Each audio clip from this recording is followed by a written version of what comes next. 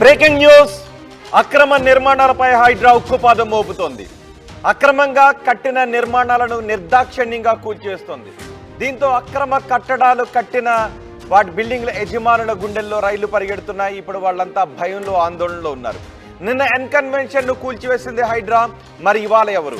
ఇవాళ పల్లా విద్యా సంస్థలను కూల్చేసే అవకాశం ఉందని చెప్తున్నారు. పల్లా విద్యా సంస్థలు ఇప్పుడు హైడ్రా టార్గెట్ లో ఉన్నాయి. నాదం చెరువు బఫర్ జోన్ లో పల్లా కాలేజీ భవనాలు నిర్మించారు అని గుర్తించారు.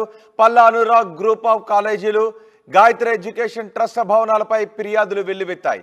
మేడ్చల్ జిల్లా గట్కేసర్ మండలం వెంకటాపూర్లోని పల్లా కాలేజీలు నాదం చెరువు బఫర్ జోన్ లో నిర్మించారంటూ పోలీసులకు ఏఈఈ పరమేష్ ఫిర్యాదు చేశారు. 2 కాలేజ్ భవనాలు అక్రమంగా నిర్మించారని గుర్తించారు. పల్లా కాలేజీలపై కేసు నమోదు చేశారు గట్కేసర్ పోలీసులు. గట్కేసర్ వెంకటాపురం 813 సర్వే నంబర్లో నాదం చెరువులో 61 ఎకరాల్లో విస్తరించింది నాదం చెరువు. ఆ నాదం చెరువు కింద భవనాలు వెలిసాయి. చెరువు వెంబడి 17 ఎకరాల్లో బఫర్ జోన్ ఉంది.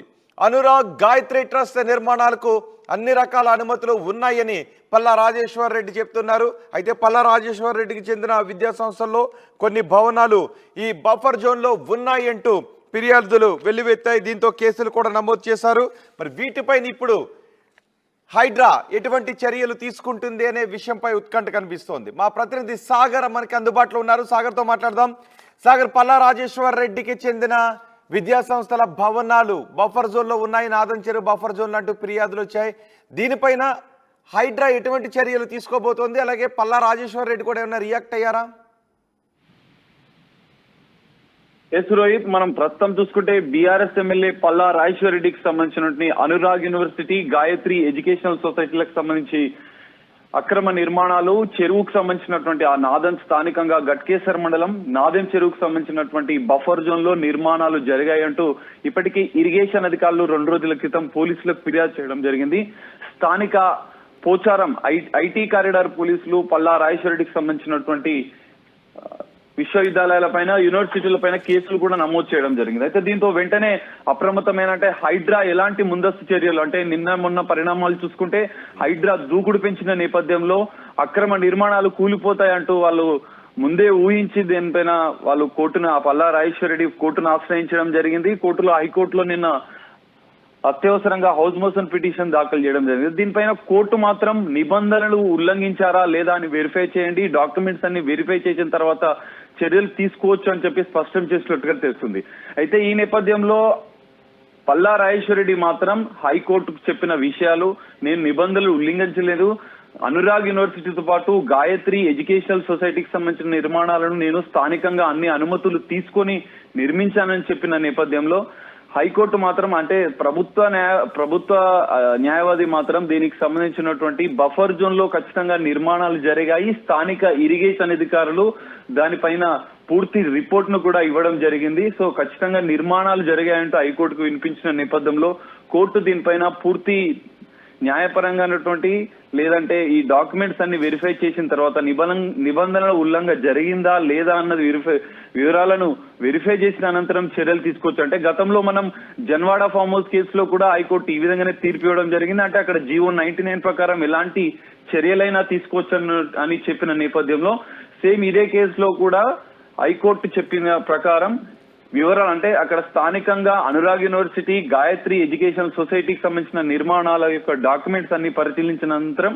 చర్యలు తీసుకోవాలంటూ మార్గనిర్దేశకాలు జారీ చేసిన నేపథ్యంలో ఇటు హైడ్రా అధికారులు మాత్రం మొన్ననే మనకు రంగనాథ్ గారు చెప్పిన నేపథ్యంలో ఇలాంటి లీగాలిటీస్ అన్ని పాటిస్తాం, స్థానిక ఇరిగేషన్ తో పాటు మున్సిపల్ అధికారులు దీనికి సంబంధించినటువంటి పూర్తి వివరాలు సేకరిస్తారు, ఖచ్చితంగా ఎఫ్టీఎల్ లేదా బఫర్ జోన్ పరిధిలో ఉంటేనే ఖచ్చితంగా మేము చర్యలు తీసుకుంటామని చెప్పిన నేపథ్యంలో దీనిపైన మాత్రం హైడ్రాకే సానుకూలంగా అని చెప్పుకోవచ్చు. ఎందుకంటే నిబంధనలు అన్ని పాటించిన అనంతరం దాని డేటా, అంటే దానికి సంబంధించినటువంటి డాక్యుమెంట్స్ ఏదైతే అన్ని చెక్ చేసిన అనంతరం బఫర్ జోన్ ఎఫ్టీఎల్ పరిధిలోనే ఉందని ఖచ్చితంగా ఆ స్థానిక ఇరిగేషన్ అధికారులు నిర్ధారించిన నేపథ్యంలో దీనిపైన అనురాగ్ యూనివర్సిటీ సంబంధించినటువంటి ఆ నాదం చెరువు బఫర్ జోన్ లో పరిధిలో ఆక్రమణలు జరిగితే ఖచ్చితంగా చర్యలు తప్పవనే చెప్పుకోవచ్చు రోహిత్.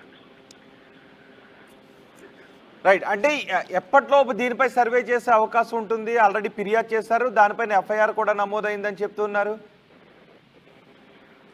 యాక్చువల్లీ రోహిత్, దీనిపైన ఆల్రెడీ స్థానిక ఇరిగేషన్ అధికారులు ఒక వారం రోజుల క్రితం నుంచే దీనిపైన సర్వే నిర్వహించడం జరిగింది. అంటే గతంలో ఉన్నటువంటి ఇరిగేషన్ అధికారులు కూడా దీనిలో బఫర్ జోన్ పరిధిలో అక్రమాలు జరిగాయని నిర్ధారించినప్పటికీ గతంలో పల్లా రాజేశ్వర్ రెడ్డి అధికారంలో ఉన్న సందర్భంలో అధికార పార్టీకి సంబంధించినటువంటి నేత కాబట్టి ఆయన పైన చర్యలు తీసుకోలేదు. అంటే ఆ యూనివర్సిటీకి సంబంధించిన ఆక్రమణలు జరిగాయని స్థానిక అధికారులు గుర్తించినప్పటికీ చర్యలు తీసుకోలేదు. ఇప్పుడు నూతన కాంగ్రెస్ ప్రభుత్వం హైడ్రాను ఏర్పాటు చేసి ఈ చెరువుల పరిరక్షణ ధ్యేయంగా ముందుకు వెళ్తున్న నేపథ్యంలో దీనిపైన స్థానిక ఇరిగేషన్ అధికారులు పూర్తి స్థాయిగా డేటా సేకరించారు. ఖచ్చితంగా బఫర్ జోన్ ఎఫ్టీఎల్ పరిధిలో ఉందని వాళ్ళు నిర్ధారించిన అనంతరమే అటు పోలీసులకు కానీ ఇటు హైడ్రాక్ కానీ ఓఆర్ఆర్ పరిధిలో ఉన్న నేపథ్యంలో హైడ్రాక్ కూడా స్థానిక ఇరిగేషన్ అధికారులు ఇప్పటికే రిపోర్ట్ ఇచ్చిన పరిస్థితి కనిపిస్తుంది. సో దీంతో హైడ్రా అధికారులు ఎప్పుడైనా అప్రమత్తమయ్యారు. ముందస్తుగా వాళ్ళు అన్ని డేటా అంతా సేకరించి అన్ని నియమ నిబంధనలను అన్ని చూసుకున్న తర్వాతనే స్థానిక ఇరిగేషన్ అధికారుల రిపోర్ట్ ఆధారంగా హైడ్రాక్ చర్యలు తీసుకునే అవకాశం ఉంది.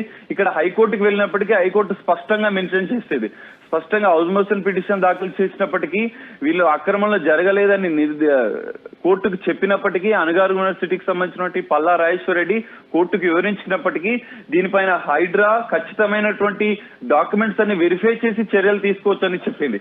సో ఈ నేపథ్యంలో హైడ్రా ఎప్పుడైనా దీనిపైన చర్యలు తీసుకునే అవకాశం మనకు కనిపిస్తుంది. ఎందుకంటే స్థానిక ఇరిగేషన్ అధికారులతో పాటు అక్కడ పోలీసులు కూడా కేసు నమోదు చేసుకుని దర్యాప్తు చేస్తున్న నేపథ్యంలో ఈ పూర్తి డేటా సేకరించి హైడ్రా చర్యలు చేపట్టే అవకాశాలు మనకు ఖచ్చితంగా కనిపిస్తున్నాయి ఈరోజు. రైట్. ఎఫ్ఐఆర్ లో ఏ సెక్షన్ల కింద కేసులు నమోదు చేశారు, ఏ చట్టాల కింద ఏ సెక్షన్ల కింద కేసు నమోదు చేశారు ఇప్పటి వరకు?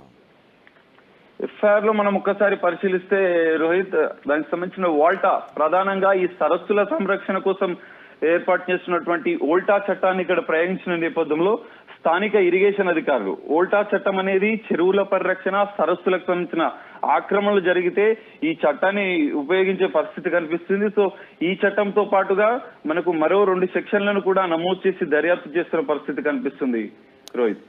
రైట్ సాగర్, గాయత్రి విద్యా సంస్థల పైన అలాగే అనురాగ్ గ్రూప్ ఆఫ్ ఇన్స్టిట్యూషన్స్ పైన కేసులు నమోదయ్యాయి. అవి నాదన్ చెరువులో బఫర్ జోన్ ను ఆక్రమించి కట్టారు అంటూ ఫిర్యాదులు వచ్చాయి.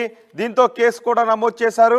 Paramesh, assistant executive engineer Paramesh ఈ ఫిర్యాదు చేశారు.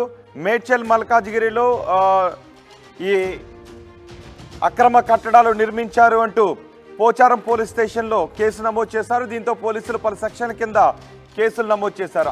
ఎఫ్ఐఆర్ కాపీ కూడా ఆర్టీవీ చేతిలో ఉంది. 329/3, 324 సబ్సెక్షన్ 4, 379 బిఎన్ఎస్ ఈ సెక్షన్ కింద కేసులు నమోదు చేశారు. అలాగే prevention of damage to public property PDPPA సెక్షన్లు 3, 4 వీటి కింద కూడా కేసు నమోదు చేశారు. ఇప్పుడు గాయత్రి విద్యా సంస్థలు, అనురాగ్ యూనివర్సిటీ హైకోర్టుకు వెళ్తున్నట్టుగా తెలుస్తోంది. అయితే బఫర్ జోన్లో నిర్మించలేదు, మేము నిబంధనల ప్రకారమే నిర్మించామంటూ గాయత్రి విద్యా సంస్థలు, అనురాగ్ గ్రూప్ ఇన్స్టిట్యూషన్స్ చెప్తున్న నేపథ్యంలో ఇప్పుడు హైడ్రా ఎటువంటి చర్యలు తీసుకుంటుంది, హైకోర్టులో ఏదైనా రిలీఫ్ వస్తుందనే విషయంపై కూడా ఉత్కంఠ కనిపిస్తుంది. అయితే నాదన్ చెరువులో పూర్తిగా 2 భవనాలను పూర్తిగా బఫర్ జోన్లోనే నిర్మించారు అంటూ ఫిర్యాదులు వెలువెత్తిన నేపథ్యంలో అక్కడ ఇరిగేషన్ డిపార్ట్మెంట్ కూడా సర్వే నిర్వహించింది. అవి బఫర్ జోన్లోనే ఉన్నాయని నిర్ధారించినట్టుగా తెలుస్తోంది. దీంతో పలు చట్టాల్లో సెక్షన్ల కింద కేసులు నమోదు చేశారు. ఇవి పల్లా రాజేశ్వర్ రెడ్డికి చెందిన విద్యా సంస్థలు.